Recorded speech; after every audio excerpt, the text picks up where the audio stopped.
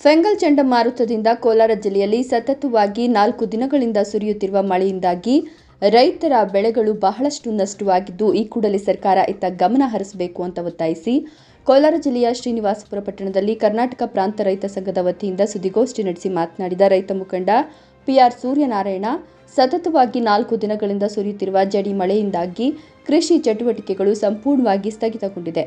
ಕೃಷಿ ತೋಟಗಾರಿಕೆ ಬೆಳೆಗಳು ಹಾನಿಯಾಗಿದ್ದು, ಮುಂಗಾರು ಮಳೆ ಈ ವರ್ಷ ಕೈಕೊಟ್ಟ ಹಿನ್ನೆಲೆಯಲ್ಲಿ ಕೃಷಿ ಇಲಾಖೆಯ ಗುರಿಯಂತೆ ನಿರೀಕ್ಷಿತ ಪ್ರಮಾಣದಲ್ಲಿ ಮಳೆಯಾಗದ ಪರಿಣಾಮ ಬಿತ್ತನೆ ಪ್ರಮಾಣ 50% ಮೀರಿಲ್ಲ. ಅಷ್ಟೋ ಇಷ್ಟೋ ಮಳೆಯ ಅಭಾವದಲ್ಲಿ ಬೆಳೆದು ನಿಂತಿದ್ದ ಬೆಳೆಗಳು ರಾಗಿ, ತೆನೆಗಳು ನೆಲಕ್ಕೆ ಬಿದ್ದು ಮೊಳಕೆ ಹೊಡೆಯುತ್ತಿವೆ.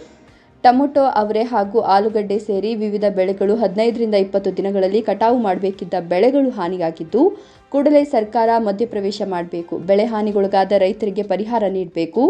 ಜಿಲ್ಲೆಯ ಅಧಿಕಾರಿಗಳು ಸಹ ಸ್ಪಷ್ಟವಾಗಿ ಸರ್ಕಾರಕ್ಕೆ ವರದಿ ನೀಡಬೇಕು ಹಾಗೂ ಜಾನುವಾರುಗಳಿಗೂ ಪಶು ಇಲಾಖೆಯಿಂದ ಈ ಕೂಡಲೇ ಚುಚ್ಚುಮದ್ದುಗಳನ್ನು ಸಹ ಹಾಕಬೇಕು ಅಂತ ಮನವಿ ಮಾಡಿದ್ರು. ಗೆಳೆಯರಿಗೆ ಮತ್ತೊಮ್ಮೆ ಸ್ವಾಗತವನ್ನು ಬಯಸ್ತಾ, ಬಹುಶಃ 2-3 ದಿವಸಗಳಿಂದ ನಾವು ಯಾರೂ ಕೂಡ ಹೊರಗಡೆ ಬರಲಿಕ್ಕೆ ಆಗಲಾರದಂಥ ಪರಿಸ್ಥಿತಿ ನಿರ್ಮಾಣ ಆಗಿತ್ತು. ಸೊ ಇಂಥ ಒಂದು ಪರಿಸ್ಥಿತಿಯಲ್ಲಿ ಇವತ್ತು ನಮ್ಮ ಜಿಲ್ಲೆಯ ಏನು ಕೃಷಿ ಚಟುವಟಿಕೆಗಳು ಸ್ಥಗಿತ ಆಗಿರ್ತಕ್ಕಂಥದ್ದು, ಕೃಷಿಯ ಭಾಗವಾಗಿರ್ತಕ್ಕಂಥ ಏನೆಲ್ಲ ಬೆಳೆಗಳು ಇವತ್ತು ನಷ್ಟ ಆಗಿದ್ದಾವೆ, ಸರ್ಕಾರಗಳು ಏನೆಲ್ಲ ಮಾಡಬೇಕು ಅನ್ನೋಂಥ ವಿಚಾರದಲ್ಲಿ ಈ ಗೋಷ್ಠಿಯನ್ನು ಭಾರಿ ಮಹತ್ವ ಇದೆ ಅಂಥೇಳಿ ನಾವು ಕರೆದಿರ್ತಕ್ಕಂಥದ್ದು. ಬಂಧುಗಳೇ, ನಿಮ್ಮೆಲ್ಲರಿಗೂ ಕೂಡ ಗೊತ್ತಿರೋ ಹಾಗೆ ಕೋಲಾರ ಒಂದು ಕರ್ನಾಟಕ ರಾಜ್ಯದ ಜಿಲ್ಲೆಗಳಲ್ಲಿ ಕೃಷಿ ಪ್ರಧಾನವಾಗಿರ್ತಕ್ಕಂಥ ಜಿಲ್ಲೆ. ಈಗ ಕೈಗಾರಿಕೆಗಳು ದೊಡ್ಡ ಪ್ರಮಾಣದಲ್ಲಿ ಬರ್ತಾ ಇದ್ರು ಕೂಡ ಇನ್ನೂ ಈಗ ಸದ್ಯಕ್ಕೆ ಕೃಷಿ ಪ್ರಧಾನನೇ ನಮ್ಮ ಜಿಲ್ಲೆ. ಸೊ ಇಂಥ ಕೃಷಿ ಪ್ರಧಾನ ಜಿಲ್ಲೆಯಲ್ಲಿ ವ್ಯವಸಾಯ ಮಾಡುವಂಥದ್ದು ತುಂಬ ಕಷ್ಟವಾದ ಸಾಧ್ಯ ಕೆಲಸಗಳು. ನಮಗೆ ಯಾವುದೇ ನೀರಿನ ಮೂಲಗಳಿಲ್ಲ. ಅಂಥ ಒಂದು ಇದರಲ್ಲಿ ಮಳೆ ಆಶ್ರಿತವಾಗಿ ಹೆಚ್ಚು ನಮ್ಮಲ್ಲಿ ಬೆಳೆಗಳನ್ನು ಮಾಡ್ತೀವಿ. ರಾಜ್ಯದಲ್ಲಿ ತರಕಾರಿಗಳನ್ನು ಬೆಳೆಯೋದರಲ್ಲಿ 1ನೇ ಸ್ಥಾನದಲ್ಲಿದ್ದೀವಿ, ಟೊಮೊಟೊ ಬೆಳೆಯೋದರಲ್ಲಿ 1ನೇ ಸ್ಥಾನದಲ್ಲಿದ್ದೀವಿ, ಮಾವು ಬೆಳೆಯೋದ್ರಲ್ಲಿ 1ನೇ ಸ್ಥಾನದಲ್ಲಿದ್ದೀವಿ, ಕೋಸನ್ನು ಬೆಳೆಯೋದ್ರಲ್ಲಿ ಇಡೀ ರಾಜ್ಯದಲ್ಲಿ 1ನೇ ಸ್ಥಾನದಲ್ಲಿದ್ದೀವಿ. ಇತರೆ ಹಣ್ಣುಗಳ ಒಟ್ಟಾರೆ ಹಣ್ಣುಗಳು ತಗೊಂಡ್ರು ಕೂಡ ರಾಜ್ಯದಲ್ಲಿ 1ನೇ ಸ್ಥಾನ ನಮ್ಮ ಕೋಲಾರ ಜಿಲ್ಲೆ ಇದೆ ಅಂತ ಕೇಳ್ಬೋದು. ಸೊ ಇಂಥ ಒಂದು ಜಿಲ್ಲೆ ಇವತ್ತು ಏನು ಅರಬ್ಬಿ ಸಮುದ್ರದ ಬಂಗಾಳಕೊಲ್ಲಿಯ ಫೆಂಗಲ್ ಇವತ್ತು ಚಂಡಮಾರುತ ಪ್ರಾರಂಭವಾಗಿ ಜನ ನಿರೀಕ್ಷೆ ಮಾಡಿದ್ದು ಅದು ಚೆನ್ನೈ ಮತ್ತು ಹಂಗೆ ನಲ್ಲೂರು, ಆಂಧ್ರಪ್ರದೇಶ ಆ ಭಾಗಕ್ಕೆ ಹೋಗುತ್ತೆ ಅಂತೇಳಿ ನಿರೀಕ್ಷೆ ಮಾಡಿದ್ರು. ಆದರೆ ಅದು ನೇರ ಈ ಕಡೆ ನಮ್ಮ ಕರ್ನಾಟಕದ ಕಡೆಗೆ ಇವತ್ತು ತಿರುಗಿ ಕೊನೆಗೆ ಇವತ್ತು ಅದು ಅರಬ್ಬಿ ಸಮುದ್ರವನ್ನು ಸೇರಿ ಇವತ್ತು ಮಂಗಳೂರು ಅಲ್ಲಿಗೂ ತನಕ ಇವತ್ತು ಈ ಚಂಡಮಾರುತ ಆವರಿಸಿ ಇಡೀ ದಕ್ಷಿಣ ಭಾರತದ 3-4 ಜಿಲ್ಲೆಗಳನ್ನು ಇವತ್ತು ಬಾಧಿಸುವಂಥ ರೀತಿಯಲ್ಲಿ ಈ ಚಂಡಮಾರುತ ಇವತ್ತು ಬಂದಿದೆ. ಬಹುಶಃ ಇತ್ತೀಚಿನ 2-3 ವರ್ಷಗಳಲ್ಲಿ ಈ ಥರದ ಭಯಂಕರವಾದಂಥ ಒಂದು ಚಂಡಮಾರುತ, ಸತತ 4-5 ದಿನಗಳ ಕಾಲ ನಿರಂತರ ಮಳೆ ಆಗುವಂಥ ಒಂದು ಚಂಡಮಾರುತ ಇದು ಅಂತ ಹೇಳಿ ನಾವು ಇವತ್ತು ಹೇಳ್ತಾ ಇದ್ವಿ. ಸೊ ಇಂಥ ಒಂದು ಸಂದರ್ಭದಲ್ಲಿ ನಮ್ಮ ಜಿಲ್ಲೆ ಪ್ರಮುಖ ಕೃಷಿ ಚಟುವಟಿಕೆಗಳಾಗಿರ್ತಕ್ಕಂಥ ರಾಗಿ ಇವತ್ತೇನಿದೆಯೋ ನಿಮಗೆಲ್ಲ ಗೊತ್ತಿದೆ. ರಾಗಿ ಎಷ್ಟು ಬೇಕಾದರೂ ಒಣಗುತ್ತೆ, ಜೀವ ಉಳಿಸ್ಕೊಡುತ್ತೆ. ಆದರೆ ತೆನೆ ಬಂದ ಮೇಲೆ ಆ ತೆನೆಗೆ ಹೆಚ್ಚು ಭಾರ ಆಯಿತು ಅಂತಂದರೆ ಅದು ನೆಲ ಕಚ್ಚುತ್ತೆ. ಇದು ಅದರ ಮೂಲ ಒಂದು ಸ್ವಭಾವ. ಅದು ತೂಕನ್ನು ತಡಿಲಿಕ್ಕಾಗೋದಿಲ್ಲ.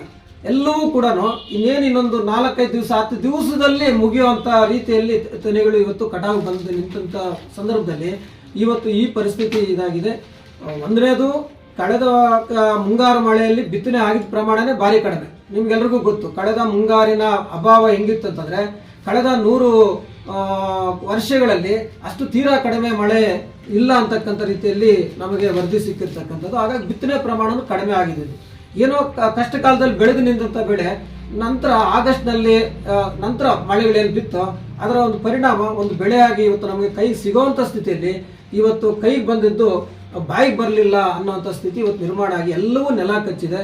4 ದಿವಸದಿಂದ ಬಿಸಿಲು ಮುಖ ನೋಡಿಲ್ಲ, ಗಾಳಿ ಮುಖ ನೋಡಿಲ್ಲ, ತೇವಾಂಶ ವಿಪರೀತ ಆಗಿ ಇವತ್ತು ಮೊಳಕೆ ಹೊಡೆದು ಅಲ್ಲೇನೆ ಮುಗ್ಗುವಂಥ ಸ್ಥಿತಿ ಇವತ್ತು ನಿರ್ಮಾಣ ಆಗಿರ್ತಕ್ಕಂಥದ್ದು ರಾಗಿ ಬೆಳೆ.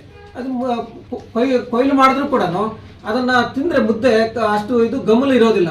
ಆ ರೀತಿಯಾದಂಥ ಒಂದು ಇದು ಅದರ ಸುವಾಸನೆ ಹೋಯಿತು ಅಂತಕ್ಕಂಥದ್ದು. ಎರಡನೇದು ಅವರೆ. ಇಡೀ ರಾಜ್ಯದಲ್ಲಿ ನಂಬರ್ 1 ಪ್ಲೇಸ್ ನಾವೇ ಅವರೇ ಬೆಳೆಯುವಂಥದ್ರಲ್ಲಿ ಕೂಡ. ಬಹುಶಃ ಇನ್ನೊಂದು 15 ದಿವಸ ಹೋಗಿದ್ರೆ ಕಾಯಿಗಳು ಶುರು ಆಗುವಂಥದ್ದು. ಇಡೀ ಬೆಂಗಳೂರಿಗೆ ನಾವು ಹತ್ತಿರ ಇರುವಂಥ ಕಾರಣಕ್ಕಾಗಿ ನಮ್ಮಲ್ಲಿ ಬಹುತೇಕ ಜನ ರಾಗಿ ಬೆಳಿಲಿಕ್ಕಾಗಿದ್ರೆ ಕೂಡ ಅವರೇ ಬೆಳೆಯೋಣಪ್ಪ ಒಂದು ಸೀಸನ್ನು ಅಂತೇಳಿ ಆ ರೀತಿಯಲ್ಲಿ ಅವರೇನ ಮಾಡುವಂಥ ಜನ ಇವತ್ತು ದೊಡ್ಡ ಪ್ರಮಾಣದಲ್ಲಿ ನಮ್ಮ ತಾಲೂಕಲ್ಲಿ, ವಿಶೇಷ ಕೋಲಾರ ಜಿಲ್ಲೆಯ ಬೇರೆ ಕಡೆ ಕೂಡ ಇವತ್ತು ಜಾಸ್ತಿ ಆಗಿದೆ. ಸೊ ಅದು ಕೂಡ ಹೂವು ಇವತ್ತು ಹೋಗಿದೆ, ಕಂಪ್ಲೀಟ್ ಆಗಿ ಹೂವು ಕೊಳೆಯುವಂಥ ಸ್ಥಿತಿ ಬಂದಿದೆ ಅಂತಕ್ಕಂಥದ್ದು. ಇದ್ರ ಜೊತೆಗೆ ಮೇಜರ್ ಆಗಿ ಈಗ ಈ ಟೊಮಾಟೊ ಮತ್ತು ಆಲೂಗಡ್ಡೆ ಈ ಸೀಸನ್, ಈಗ ಆಲೂಗಡ್ಡೆ ಎಲ್ಲ ಕೂಡ ಇನ್ನೊಂದು 15-20 ದಿವಸಗಳ ನಂತರ ಎಲ್ಲ ಕಟಾವು ಮಾಡುವಂಥ ಸೀಸನ್. ನಮ್ಮೂರಿನಲ್ಲಿ ಆಲೂಗಡ್ಡೆ ಇಲ್ಲದೆ ಇರ್ಬೋದು, ಅಲ್ಲ ನಮ್ಮ ಜಿಲ್ಲೆಯಲ್ಲಿ ಬಂಗಾರಪೇಟೆ, ಈ ಕಡೆ ಮಾಲೂರು, ಇಂಥ ಕಡೆ ಎಲ್ಲ ಕೂಡ ಮುಳಬಾಗಿಲು ಈ ಕಡೆ ಎಲ್ಲ ಆಲೂಗಡ್ಡೆ ಬೆಳೀತಾರೆ. ಆಲೂಗಡ್ಡೆ ಸಂಪೂರ್ಣ ಮಂಗಮಾರಿ ರೀತಿಯಲ್ಲಿ ಎಲೆ ಹೋಗಿದೆ, ಟೊಮಾಟೊ ಹೋಗಿದೆ, ಈ ತರದ ಬೇರೆ ಎಲ್ಲ ತರಕಾರಿ ಬೆಳೆಗಳು ಕೂಡ ದೊಡ್ಡ ಪ್ರಮಾಣದಲ್ಲಿ ಇವತ್ತು ನಷ್ಟ ಆಗಿರ್ತಕ್ಕಂಥದ್ದನ್ನ ನಾವು ನೋಡುವಾಗ, ನಷ್ಟ ಆಗಿದ್ದಲ್ಲದೆ ಇನ್ನೊಂದು ಕಡೆ ಗ್ರಾಹಕರಿಗೆ ಮಾರುಕಟ್ಟೆಯಲ್ಲಿ ತಮ್ಮ ದಿನನಿತ್ಯದ ಅತ್ಯವಸರಗಳನ್ನು ಪೂರೈಸಲಿಕ್ಕಾಗಿದೆ, ಅದರ ಬೆಲೆ ಏರಿಕೆಯನ್ನು ಕೂಡ ಇವತ್ತು ಮುಟ್ಟುವಂತ ಪರಿಸ್ಥಿತಿ ಇದಾಗಿದೆ. ಈಗಾಗಲೇ ಈರುಳ್ಳಿ, ಬೆಳ್ಳುಳ್ಳಿ ದರಗಳು ಹೇಗೆ ಆಗಿದೆ ಅಂತಕ್ಕಂಥ ತಮ್ಮೆಲ್ಲರಿಗೂ ಕೂಡ ಅನುಭವ ಇದೆ. ಸೊ ಅದೇ ರೀತಿ ತರಕಾರಿಗಳ ಪರಿಸ್ಥಿತಿಗಳು ಈ ಸ್ಥಿತಿಗೆ ಬರುತ್ತೆ. ಹಾಗಾಗಿ ಸಾಕಷ್ಟು ನಷ್ಟ ಆಗಿದೆ ಜಿಲ್ಲೆಯಲ್ಲಿ. ಬರೀ ರೈತರು ಮಾತ್ರ ಅಲ್ಲ, ಸಣ್ಣ ಪುಟ್ಟ ಕೂಲಿ ಮಾಡುವಂಥ ಜನಕ್ಕೆ ಕೂಡ ಕಳೆದ ಒಂದು 4-5 ದಿವಸಗಳಿಂದ ಅವ್ರಿಗೆ 2 ಹೊತ್ತು ಊಟ ಮಾಡುವಂಥದ್ದು ಕೂಡ ಕಷ್ಟ ಆಗಿದೆ. ಸೊ ಇದು ನಾವು ಈ ಚಂಡಮಾರುತದಿಂದ ನೋಡಿರ್ತಕ್ಕಂಥ ಭೀಕರದ ಒಂದು ಪರಿಸ್ಥಿತಿ.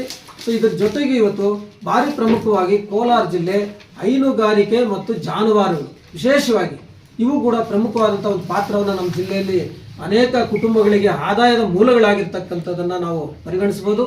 ಆದರೆ ಇವತ್ತು ಕಳೆದ 3 ದಿನಗಳಿಂದ ಒಂದು ಕಡೆ ಬಿಸಿಲಿಲ್ಲ, ಇನ್ನೊಂದು ಕಡೆ ತೇವಾಂಶ ಜಾಸ್ತಿ, ಮಳೆ, ಚಿನುಗು ಮಳೆ, ಇದರಲ್ಲಿ ಮೇವನ್ನೇ ಹಾಕ್ಲಿಕ್ಕೆ ಆಗಲಿಲ್ಲ ಹಸುಗಳಿಗೆ.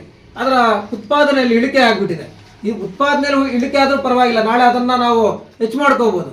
ಆದರೆ ಈ ಪರಿಸ್ಥಿತಿಯಲ್ಲಿ ಅವುಗಳಿಗೆ ಬೇರೆ ಬೇರೆ ಕಾಯಿಲೆಗಳು ಹೆಚ್ಚು ಬರುವಂಥ ನಿರೀಕ್ಷೆಗಳು ಇವತ್ತು, ಆತಂಕ ಇವತ್ತು ಆ ಒಂದು ರೈತಾಪಿ ವರ್ಗದಲ್ಲಿ ಇವತ್ತು ಕಾಡ್ತಾ ಇರ್ತಕ್ಕಂಥದ್ದನ್ನು ನೋಡ್ತಾ ಇದ್ವಿ.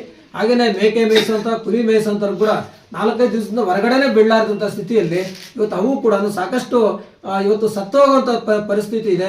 ಹಾಗಾಗಿ ಇಮಿಡಿಯೇಟ್ ಆಗಿ ಇವತ್ತು ನಮ್ಮ ಇದು ಪಶು ಆರೋಗ್ಯ ಇಲಾಖೆ ಇದೆಯೋ ಅವರು ಕೂಡಲೇ ಮಧ್ಯಪ್ರವೇಶ ಮಾಡಿ ಎಲ್ಲ ಜಾನುವಾರುಗಳಿಗೂ ಕೂಡ ಇವತ್ತು ಅದಕ್ಕೆ ಒಂದು ಕಾಮನ್ ನಿರ್ಮಾಣವಂತ ಈ ಒಂದು ವಾತಾವರಣಕ್ಕೆ ವ್ಯಾಕ್ಸಿನ್ ಏನು ಮಾಡ್ತಾರೋ ಅದನ್ನು ಮಾಡಲಿಕ್ಕೆ ಮುಂದಾಗಬೇಕು ಅಂತೇಳಿ ಇವತ್ತು ನಾವು ಸರ್ಕಾರದ ಮೇಲೆ ಒತ್ತಡ ಆಗ್ತಾ ಇದ್ವಿ.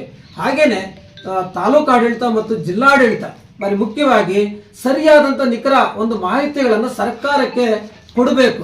ಸಾಕಷ್ಟು ಸಂದರ್ಭದಲ್ಲಿ ಈ ತರ ನಷ್ಟಗಳಾದಾಗ ಒಂದು ಸರಿಯಾದಂಥ ವರದಿಗಳನ್ನ ಸರ್ಕಾರಕ್ಕೆ ಕೊಡ್ತಾ ಇರಲಿಲ್ಲ. ಹಾಗಾಗಿ ಸರ್ಕಾರ ಪರಿಹಾರ ನಮಗೆ ರೈತಾಪಿ ವರ್ಗಕ್ಕೆ ಯಾರು ಬಾಧಿತರ ಇದ್ದಾರೆ ಅವ್ರಿಗೆ ಸಿಗ್ತಾ ಇರಲಿಲ್ಲ. ಸೊ ಈ ಒಂದು ಪರಿಸ್ಥಿತಿಯಿಂದ ಹೊರಗಡೆ ಜನ ಬರಬೇಕಾದ್ರೆ ಜಿಲ್ಲಾಡಳಿತ, ತಾಲೂಕು ಆಡಳಿತಗಳು ಸಕ್ರಿಯವಾಗಿ ಕೆಲಸ ಮಾಡಿ ಸರ್ಕಾರದ ಗಮನವನ್ನು ಸೆಳೆಯುವಂಥ ರೀತಿಯಲ್ಲಿ ವರದಿಗಳನ್ನು ಕೊಡಬೇಕು. ಮತ್ತು ಸರ್ಕಾರ ಕೂಡ ಈಗ ಆದಾಯ ಕಡಿಮೆ ಇಲ್ಲ ಸರ್ಕಾರಕ್ಕೆ, 4-5 ಯೋಜನೆಗಳು, ಉಚಿತ ಯೋಜನೆಗಳು ನಡುವೆ ಇವತ್ತು ಆದಾಯನೂ ಕೂಡ ಏರಿಕೆ ಆಗಿದೆ ಸರ್ಕಾರಕ್ಕೆ. ಎಲ್ಲ ಇವತ್ತು ಸ್ಟ್ಯಾಂಪ್ ಡ್ಯೂಟಿ ಇವೆಲ್ಲ ಕೂಡ ರೈಸ್ ಮಾಡಿದ್ದಾರೆ, ವಿದ್ಯುತ್ ಶುಲ್ಕ ರೈಸ್ ಮಾಡಿದ್ದಾರೆ, ಬೇರೆ ಬೇರೆ ಇವೆಲ್ಲ ಶುಲ್ಕಗಳೆಲ್ಲ ರೈಸ್ ಮಾಡಿದ್ದಾರೆ. ಸೊ ಹಾಗಾಗಿ ಆದಾಯ ಮೂಲಗಳು ಇರುವಂಥ ಸಂದರ್ಭದಲ್ಲಿ ಇವತ್ತು ಏನು ಈ ಚಂಡಮಾರುತದಿಂದ ಬಲಿಪಶು ಆಗಿದಾರೋ, ಯಾವ ಜಿಲ್ಲೆಗಳು ಎಫೆಕ್ಟ್ ಆಗಿದೆ ಇದಕ್ಕೆ ಅಂತ ಒಂದು ವಿಶೇಷವಾಗಿ ಜಿಲ್ಲೆಗಳಿಗೆ ಒಂದು ಪರಿಹಾರಗಳನ್ನು ಒಂದು ರೀತಿಯಲ್ಲಿ ಕಾರ್ಯಪಡೆಯನ್ನು ಇಟ್ಟುಕೊಂಡು ಸರಿಯಾದಂಥ ರೀತಿಯಲ್ಲಿ ಕೆಲಸ ಮಾಡಿ ಜನಗಳಿಗೆ ಅದನ್ನ ಆ ಪರಿಹಾರಗಳನ್ನು ಕೊಡಲಿಕ್ಕೆ ಸರ್ಕಾರ ಕೂಡಲೇ ಮುಂದಾಗಬೇಕು ಅಂತೇಳಿ ಇವತ್ತು ಕರ್ನಾಟಕ ಪ್ರಾಂತ ರೈತ ಸಂಘ ಕೋಲಾರ ಜಿಲ್ಲಾ ಸಮಿತಿ ಒತ್ತಾಯ ಮಾಡ್ತಾ ಇದೆ.